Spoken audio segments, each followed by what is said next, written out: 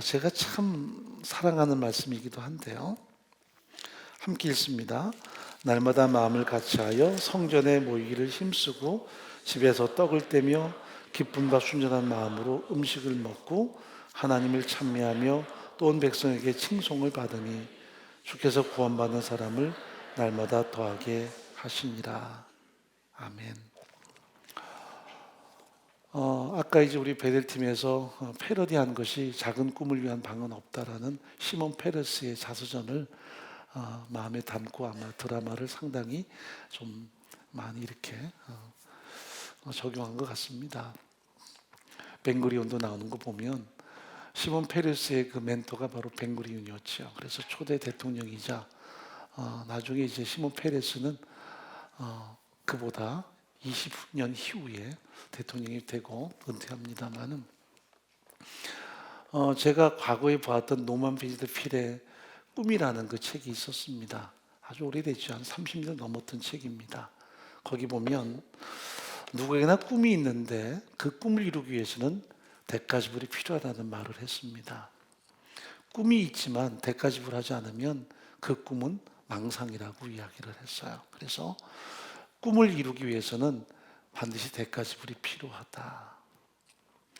많은 아이들이 꿈을 이야기합니다. 나는 될 터이다. 그런데 문제는 그 꿈을 실현하기 위해서는 반드시 거기에 걸맞는 대가지불을 해야 된다는 것을 우리가 꼭 기억할 필요가 있습니다. 그래서 누만 비즈드 필이 꿈을 이루기 위해서는 세 가지 단계가 있어야 된다고 이야기를 합니다. 첫째는 그림을 그리는 단계입니다. 하나의 청사진이죠. 두 번째는 기도하는 단계가 있어야 된다고 이야기합니다. 이게 크리스천들이 갖는 하나의 중요한 태도입니다. 하나의 청사진을 갖지만 기도가 없으면 그것은 그냥 세상의 꿈이 될 수 있습니다. 그래서 우리는 기도하는 거죠. 세 번째는 현실화하는 단계입니다. 끊임없이 그 꿈을 어떻게 내 삶의 현실 속에 적용시킬까 하는 것을 점검할 수 있어야 돼요.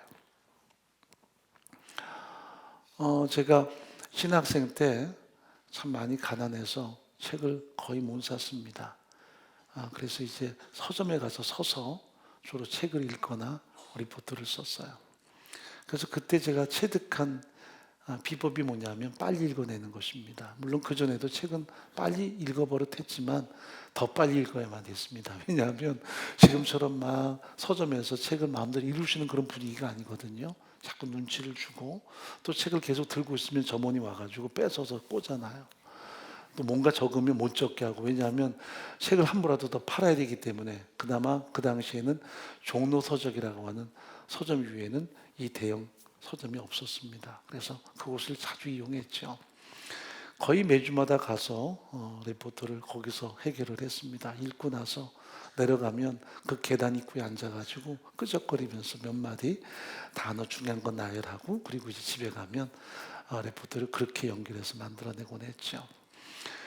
그런데 이제 책은 사지 못했지만 읽어내는 힘을 키우고 또 그것을 빨리빨리 연결시킬 수 있는 나름대로의 그 과정을 좀 체득했습니다. 왜 그렇게 내가 어려웠을까 생각해 봤더니 하나님이 또 준비시키는 과정이 아니나 싶습니다. 그래서 많이 빨리빨리 읽었죠. 닥치고 읽었죠, 그냥. 그래서 읽으면서 가슴에 담는 나름대로의 경험도 하나하나 체득하기 시작했습니다. 그리고 사실 제가 원하는 만큼 공부는 하지 못했습니다. 뭐 예를 들어서 그 당시에는 대부분 신학교라는 그 학문이 정규 대학보다는 일반적인 세미나리가 많았습니다. 그러니까 컬리지나 유니버시티가 아니라 세미나리라는 것은 목사가 되기 위한 과정이지 정규 학교들이 아니었습니다.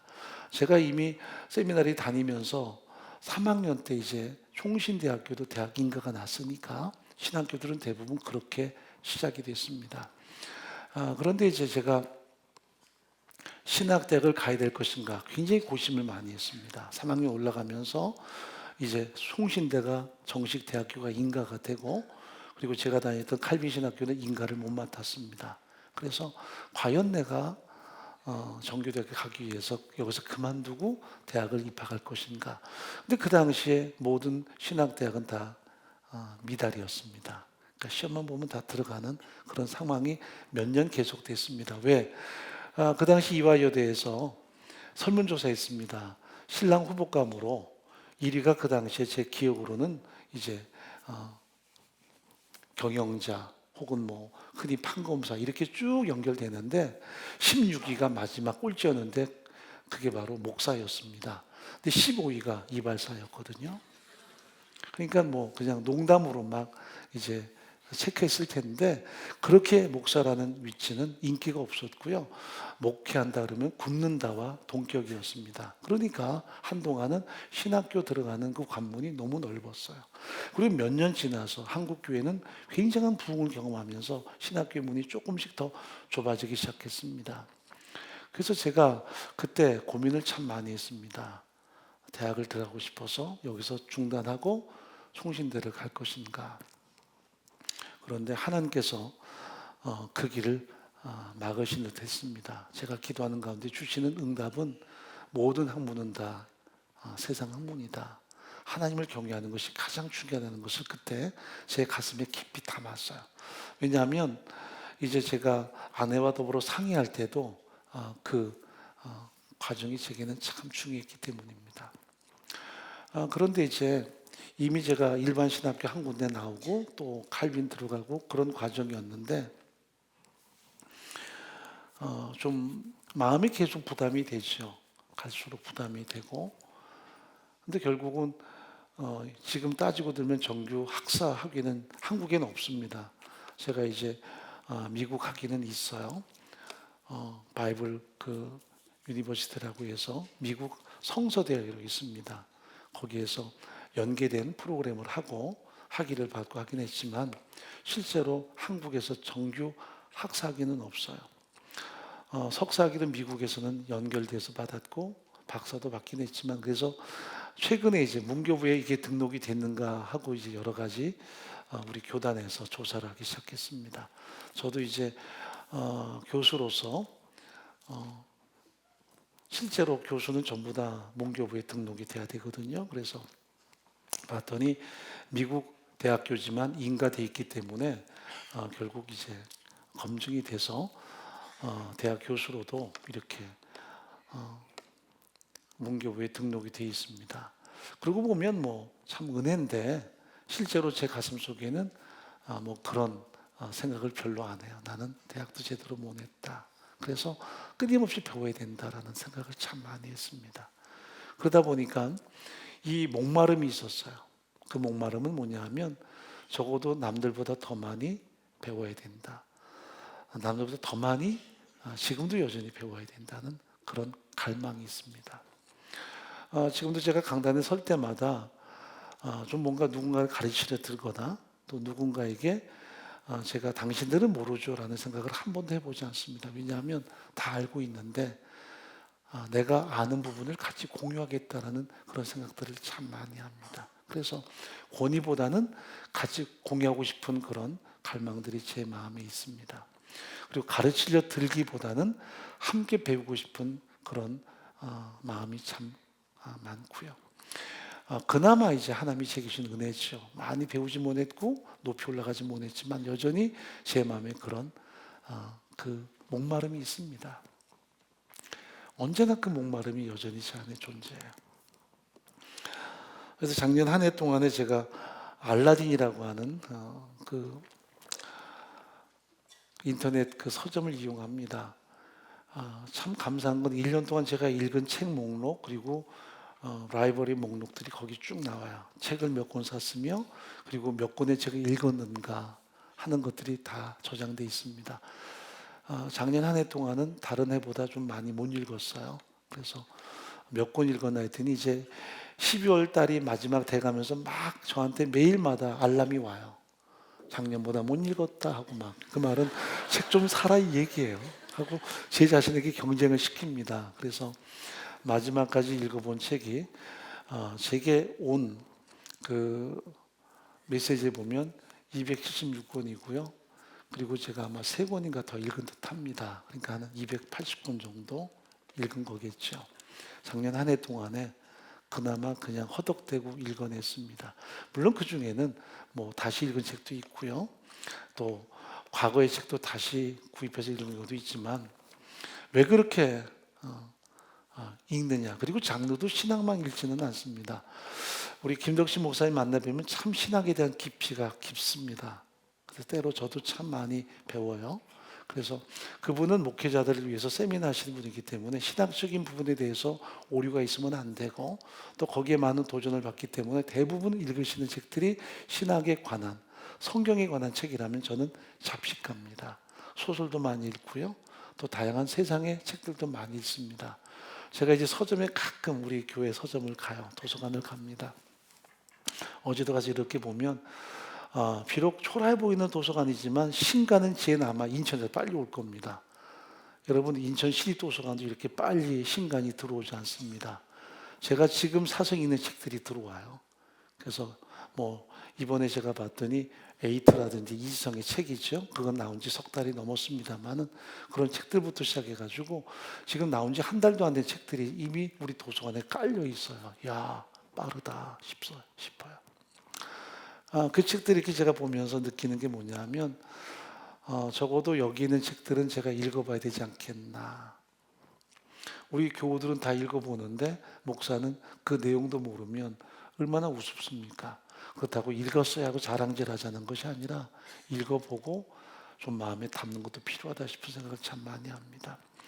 제가 이렇게 왜 자꾸